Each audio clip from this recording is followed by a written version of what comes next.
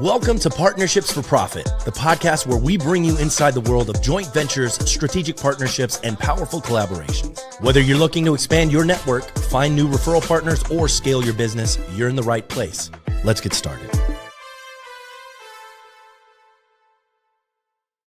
Welcome back to another great episode of Partnership for Profits. I'm back. I was here just a couple hours ago with another episode, with the earlier episode, but we got a great guest here late this morning. We have Frank. Is it Rekas? Am I saying Rekas? Rekas. Got it. Frank Rekas. I don't want to say it wrong. That's not the way to start the podcast. Frank is on a mission to help families protect what matters most. Nope, that's the wrong intro. You are a wealth guardian. You're known as the wealth guardian, the tax whisperer, and that's for good reason. You're the founder of Palm Wealth Partners. Is that right? No, I am a partner in Palm Wealth Partners, but it was founded by three other gents. Gotcha. And you're helping law firm owners reduce taxes, protect their assets, and build lasting wealth. I want to talk to you about that. I want to talk to you about the MPG system. And I want to talk about being the wealth guardian, the tax whisperer. So Frank, thanks so much for popping on today, man. I'm really glad to have you on, and I'm excited to talk about how you're helping out law firms, because that's a lot of who we work with. Well, thanks, Will, for having me. I've been looking forward to doing this, and I'm excited to get started and ask away whatever you like. Yeah, man. Well, first thing I want to know is, I was reading your bio, and your original, I don't know if this was your original dream, but you had hopes of being a pro baseball player. How did talk to me a little bit about how that path shift happened and how you got into financial advising and being the wealth guardian for attorneys. So growing up in Chicago, I was a Cub fan. We were also Oriole fans. That's a much longer story, which, if we have time later, we can get back into that. But I started playing baseball at a young age with the kids on the block and got involved in Little League. And my dream really was to play third base for the Baltimore Orioles after Brooks Robinson retired. Right. But I didn't want to follow him specifically because I didn't want to be that guy, because he was like really hard act to follow, for sure. Yeah. I wanted to be the next guy. Unfortunately, when I tried out for my high school baseball team, which is made up of still over 5,000 students, there were like 500 that showed up for tryouts, and you get 3 swings, you get 3 pitches, and you get 3 balls hit to you, and that's how they decide if you make it or not. Right. Well, I tried out for the first 3 years, and each year I was one of the last cuts. I made it the whole week. Wow. And then the captain of the team played third base. I was not going to replace him, so my dream kind of ended. I still played some pickup games. I'll play some softball, but yeah, that was my dream. So you transitioned. What got you into what you do now? So my first real job was working and then managing an Ace Hardware store in Chicago.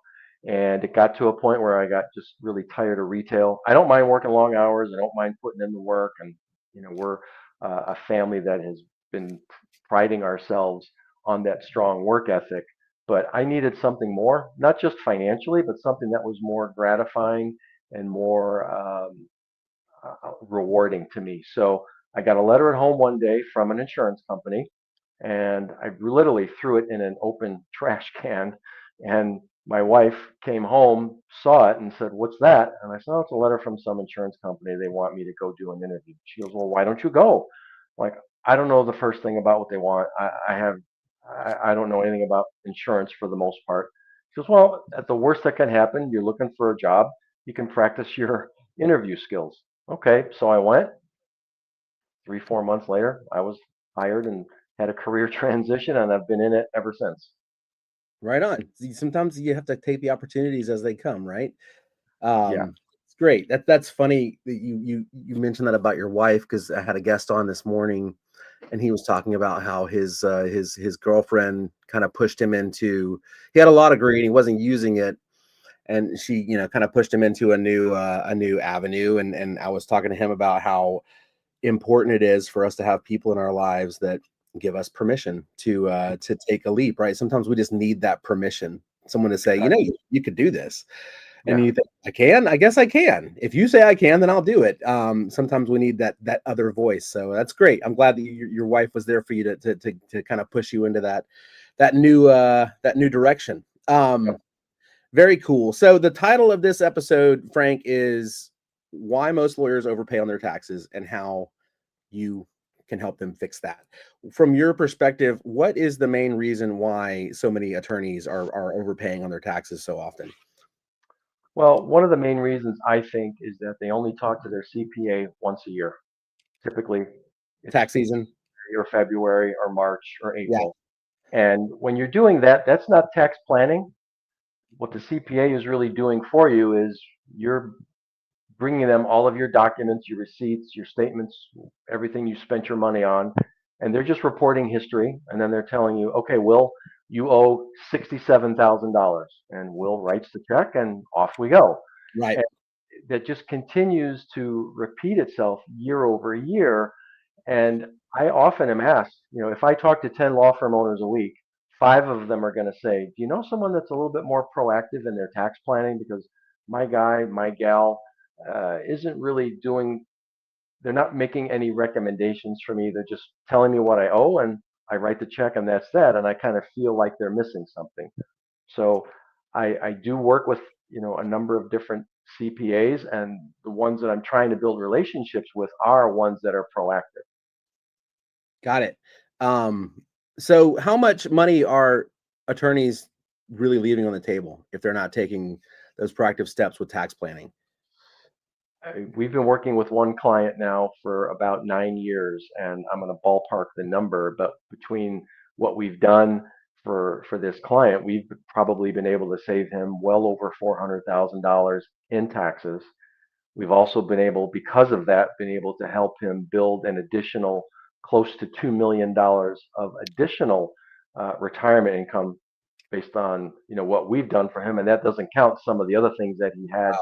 before he came to us. And then we've also been able to protect his life, his income, and his assets with various insurance products. So we took a holistic approach, and that's typically how we're going to work. But it's those tax saving opportunities that really make a big difference for people over time. So if we can save you 30, 40, $50,000 a year in taxes, I would think that should be worth a 20-minute call. Yeah, I think yes, Maybe.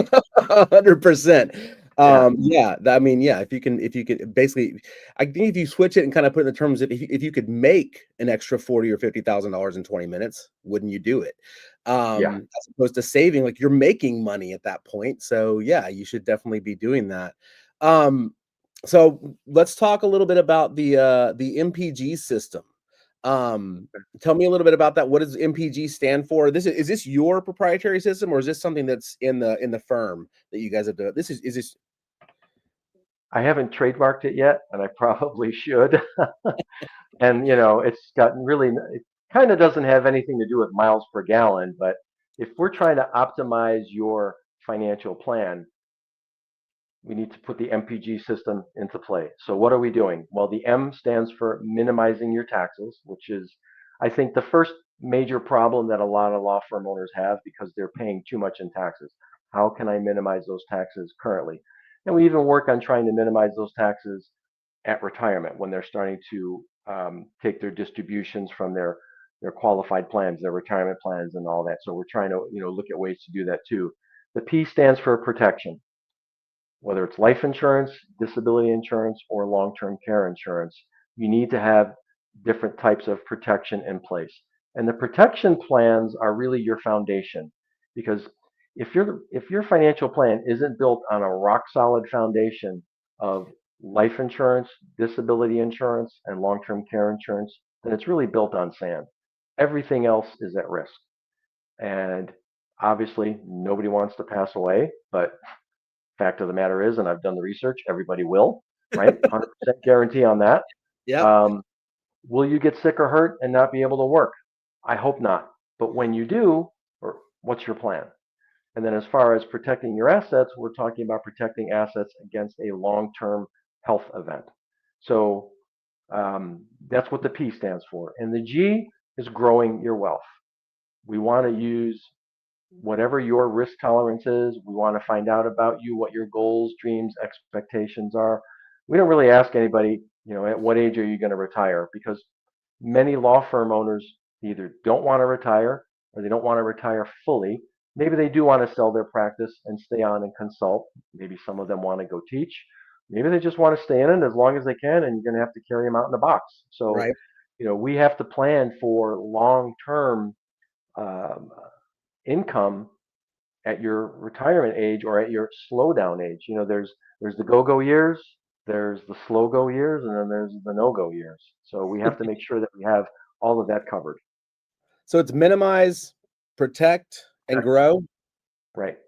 Love it. Right. Very cool. Right. Yeah, man. Get on that trademark. That's great. I know. MPG system. Let's. Yeah. I know some trademark attorneys. I'll send them your way. Let's I'll be get getting that. some calls. Let's get that thing going. I love it, man. That's fantastic. So you say you fix tax problems fast. So what's the first thing you look at when you sit down with a new client, and what's one longer term shift that they can make that really pays off? So the first thing that we often look at is A, do they have a retirement plan? And B, how is it set up? And C, is it the right retirement plan? So, there's IRAs, there's simplified employee pensions, there's 401k, there's solo K, there's profit sharing. And then for some of the high earners who have even more ability to put money away, there's what we call cash balance plans, which a cash balance plan is going to allow you to put away up to six figures and save some significant dollars. And a lot of law firm owners and other business owners may not be aware of that feature. But the area that we see to be the biggest problem, for lack of a better term, is that the retirement plan isn't set up properly. And by that, I mean, there's a lot of different ways to set up your retirement plan so that we can maximize the contribution for the owner. We just have to figure out how much are you looking to put away and how do we strategize and build your plan in the right way that allows you to put away the maximum amount for you. Layer on top of that, we can layer on top a profit sharing plan. So if you're a sole proprietor, if you're a one person law firm owner, you can do a solo 401k and have a profit sharing plan on top of that. You can get yourself to about $70,000 of contribution right there. If you still have more money to put away, then we can layer on top of that what we call the cash balance plan. And you could put away another 50, 100, $200,000. I think the maximum this year is around $260,000 that you can put away. And those are all tax deductions. And so those are all things that will help lower your income. So that's really the first place that we look, and often is the easiest place to make some adjustments for them. Very cool. So is that when someone comes in to speak with you, is that the first thing you're generally going to get into with them? It could be. It really depends. We don't lead with a product, and I just did a post on LinkedIn about that today, which is the typical way that a lot of financial advisors work is they lead with a product. We don't lead with a product. Obviously, there's going to be times that I'm going to get a referral or an introduction from another CPA or a strategic partner that Right. might say, "Hey, Frank, Will needs to set up a defined benefit plan." Okay, we'll start with that, but the way that we kind of have our process, we are going to come back and take a look at some of the other things that you're doing. Especially, we want to make sure that you have the right entity set up. Now, I'm not a CPA, so I want to get that out there first and foremost. I'm not a CPA, I'm not a business planning or tax attorney. We're going to rely on those people to make sure that you have the right structure. The other thing too that we need to look at is what are you paying yourself? That it's not all 100% distributions, right? You don't want to have where you're not receiving any W-2 income. Number one, IRS doesn't like that. Number two, that's another area where you're probably overpaying in taxes if you're an S corporation owner. There's a sweet spot where it may not make much of a difference if you don't hit that number. But again, in collaborating with the CPA, we want to make sure that we have the right entity set up, we put in the right plan. So those two things kind of go hand in hand when we're looking at some tax strategies. Love it. I want to shift gears a little bit, Frank. I want to know, so your area of the company there is it strictly work? Are you strictly working with law firms, or and if so, what kind of drove you into that niche to want to work with attorneys? Again, like I told you before, that's our niche. That's who we work with primarily, is law firms. Just kind of Mhm. curious what kind of led you into that world, and how you what are you doing to connect with those people in the legal field? So years ago, when I worked at a insurance-based company, I was given what's called an orphan, and an orphan is basically someone who has an account, but their advisor left. Okay. So I called on this individual. Turned out to be a family law attorney. They needed to make some adjustments, maybe look at doing something new. I went out to see this person, and we did a little bit of business together. And then they introduced me to an attorney. That person introduced me to an attorney. Then one of my really good friends at this company, he's still there, said, "Hey, I have an attorney that needs some help. Would you mind going on the meeting with me? Because I hear you're working with attorneys." And we probably did 4 or 5 things together, and it just kind of organically developed over time. And it was about 3 years ago, I was in a management role, and I decided I didn't want it anymore. I wanted to get out of management, Right. so I finished the year that was 2023. I resigned from management. But before I did that, I started to take a look at my client base to see who are they? Where are they from? What do they do? I was looking for some commonalities. And what I found is that about 60% of my client base or more were either attorneys, law firm owners, or people who work in the legal space. So it was an organic thing. It's not like I woke up one day and said, okay, I'm going to cold call, 50 attorneys every day. That wasn't it, and that won't work either, No. unless you want to bang your head against the wall. So that's what I decided to pursue. So at the firm, Palm Partners, that is my focus. It doesn't mean that I won't work with someone who's not a law firm owner or who's Right. not in that space. I will. Obviously, it needs to be the right situation. And at first, I was a little apprehensive about actually picking a niche and saying to myself, "Oh, am I gonna like eliminate all these other people from working with me?" And that has not been the case. So I think for me, it's been a very smart move. I have a business partner, so she works alongside me. She likes to specialize in working with women, but the nice thing about having a female business partner is that a lot of the people that we work with are husband and wife, and it just makes for a nice combination when the four of us get together. Very cool. So how many years ago was it that you kind of niched down to attorneys? When I specifically made the choice, it was approximately 2 years ago. 2 years ago. Okay. That's made the same decision in our business about a little over a year ago, Mhm. to really kind of niche down into the legal market. We kind of did the same thing, right? We took a look at our book of business, and we realized, and I don't know why it was hard for us to realize, we looked at, we're like, there's a ton of attorneys here, and that's a language that we speak, and that provides a certain comfort level to the Right. attorneys, Mhm. as far as vendors that they're working with, where they're working with someone who understands what they do, and how they do it, and who they're trying to reach. So yeah, the phrase is, what is the phrase? The riches are in the niches. Yeah. Um, I firmly believe that, and I think it goes beyond the financial. I think it's Oh, also, more satisfying professionally when you kind of niche down and you have your lane and you can really become a master at it, for sure. So yeah. that's great. I'm happy for you that you found that lane, and then that's working well for you, man. Absolutely. So um let's shift back to protecting assets. Mhm. Taxes are just one part of the equation. So how do you help attorneys protect their income and assets from hidden risks, and things that they might not even be aware of? So I come from an insurance background. When I first started, I worked for one of the major mutual companies, and since then, I worked for a couple others. So insurance is in my blood.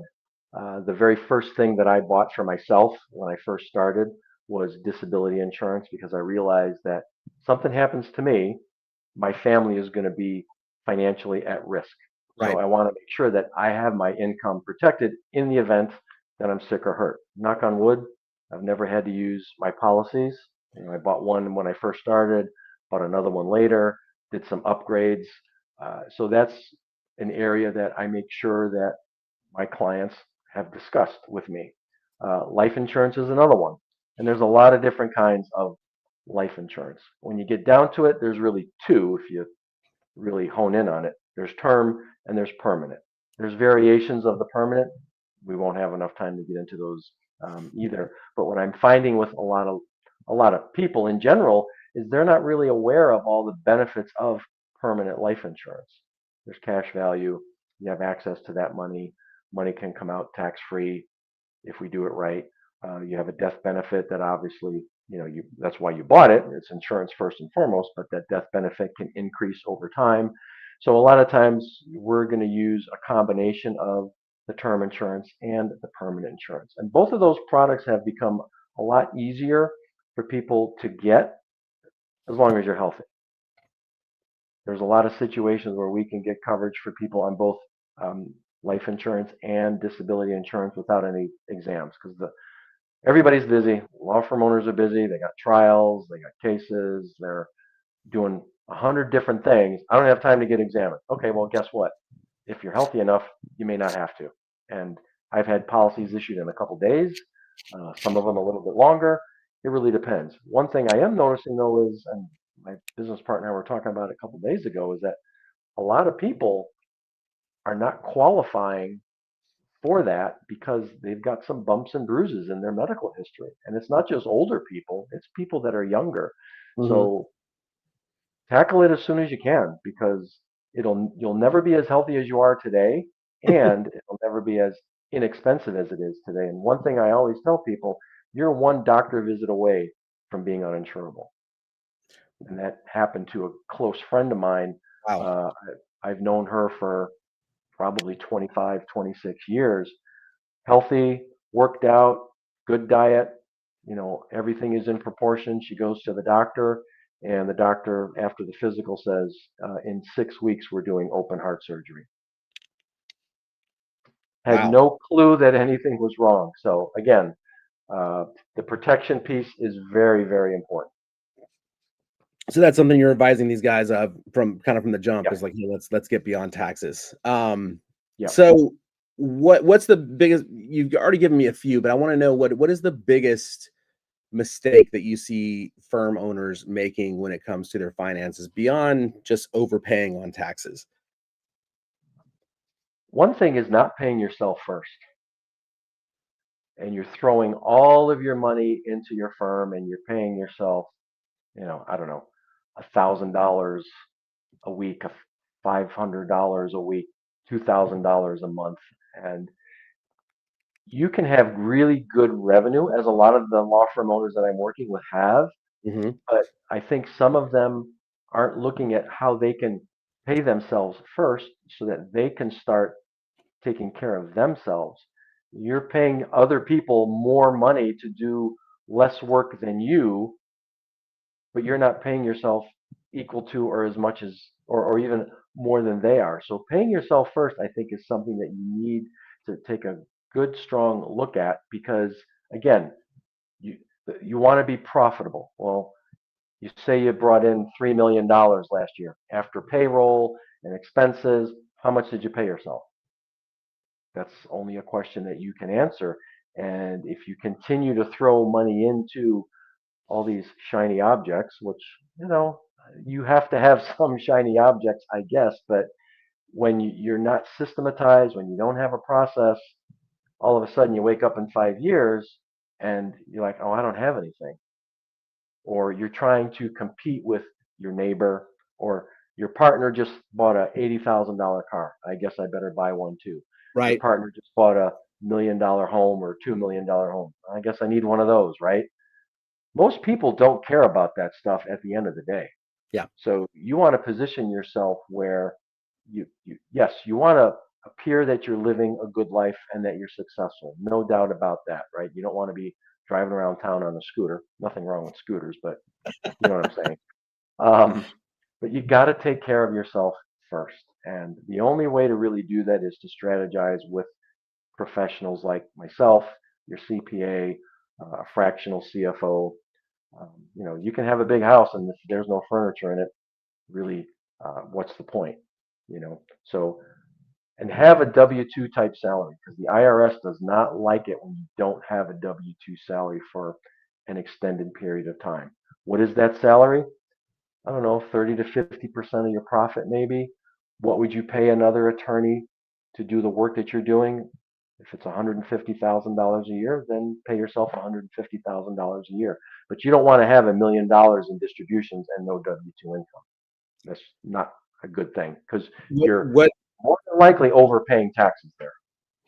So you say the IRS doesn't like that with the W-2s and not having one reported. What happens when they see that? When they see a business owner is not reporting any personal income? What are they? What are the repercussions of that? You basically set yourself up for a potential audit. An audit? Okay. Now, again, I'm not a CPA, I'm not an expert, but sometimes I'll sit side by side with my CPA and I'm looking at the computer screen and there's this red bar or it's green, audits, I forget what it is, like, potential audit percentage. And until we put in certain things, that line is red, In the right? red. Once we put in some W-2 and some other things, then it goes down. But if you're just exposing yourself for something that nobody wants to go through an audit. So work with a good CPA, work with a good fractional CFO and financial advisor, and come up with the right number for you. And it can change, it can adjust, but you want to make sure that you're taking advantage of that. Got it. Got it. Are you in Chicago, Frank? Is that where you're based? No, that's my hometown. Born and raised there. I'm in South Florida. I'm in Boca Raton, Florida. Okay, you're in Florida. Okay, cool. Yeah. Well, I wanna wrap up. We're gonna wrap back around to baseball. It's playoff Okay. season. Cubs are All right. Cubs are in the wild card. Who's gonna win the series this year? I'd like to see the Cubs do it. I don't want to see the Yankees or the Dodgers in the World Me Series neither. I don't again. think anybody does, unless you're from New York or Los Angeles. Right. Yeah. My brother and I were talking about that last night. He's like, please, can they both lose as soon as possible? Then So we can relax. you're sticking with the Cubs. That's I guess you have to, don't you? You're kind of Well, yeah. contractually obligated. You have to root Yeah. for the Cubs. Yeah. Okay. Orioles are number one. Cubs are 1A. All right. Tell me that you're born and raised Chicago. Okay. Where does the Orioles come in? Is that a family thing? Yeah. My brother's 10 years older than me, and years ago they had a couple players that were Greek on the team, Mil Pappas Okay. and Gus Triandos. And in 1966, they were in the World Series to play the Dodgers. My dad won 2 tickets from a radio station to go to the World Series, airfare, hotel, Cool. both games. So he took my brother, and all I ever heard about was Orioles, Orioles, Orioles. And then they had a player by the name of Frank Robinson, who Yeah. was my first baseball hero, and Yeah. it's been them ever since. That's funny. I love it. Yeah. That's fantastic. Yeah, my first baseball hero was Don Mattingly with the Yankees, but now I can't stand the Yankees. Oh, that's why we get along. Yeah, but when I was a kid, I was all about Don Mattingly. He was my guy. So, Yeah, football player. awesome. Well, I'm rooting for the Cubs too, man. The Cubs or Sox. If the Cubs or the Red Sox, if they're in the playoffs, I feel like you have. If you're not I don't know, if your team's not in the playoffs, you have to root for one of those two teams. So Yeah, I you would got love it. a Boston Chicago World Series. That'd be a lot of fun. That would be great. Yeah, we'll see. Playoffs they get longer and longer every year. So we'll know the winner around Christmas time, I guess, is when the World Series. Exactly. Frank, this has been a fantastic conversation. I love the insight that you've given us into how law firm owners can protect themselves and minimize risk and grow. The MPG system, man, that's what it's all about. Let people know out there. You work with people all over the country, right? You're not just limited to So our audience is nationwide. Let people know how they can get in touch with you, how they can get in touch with your firm, if they need help, if they want somebody to look at what they're doing and how they can MPG. So my phone number is 954-253-5508. I have no problem giving that out. I'm on LinkedIn every day, and my email is very simple. It's frank@palmwealthpartners.com. We have a website, and I have a special page there for the attorneys that I work with that does talk about the MPG system a little bit. Awesome. Yeah, look him up, guys. He can definitely help you out, all you attorney, and even if you're not an attorney, if you're a small business Yeah, owner or an entrepreneur, absolutely.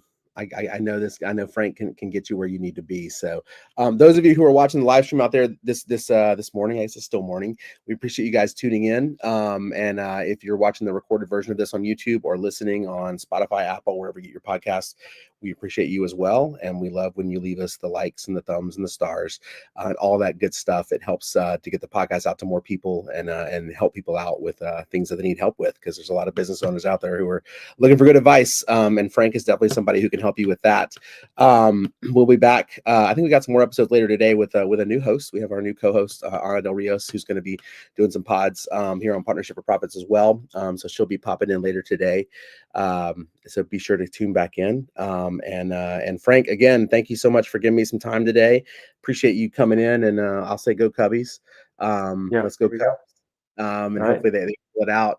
And we'll talk soon, and we'll see you guys on the next episode of Partnership for Profits. Thanks for tuning in, guys. Thanks for joining us on this episode of Partnerships for Profit. We hope you've gained valuable insights on how to form profitable partnerships and take your business to the next level. Be sure to subscribe and leave us a review wherever you listen to podcasts so you never miss an episode. Got a partnership story to share or someone you'd like to see featured on the show? Reach out to us. Until next time, keep building those partnerships for profit.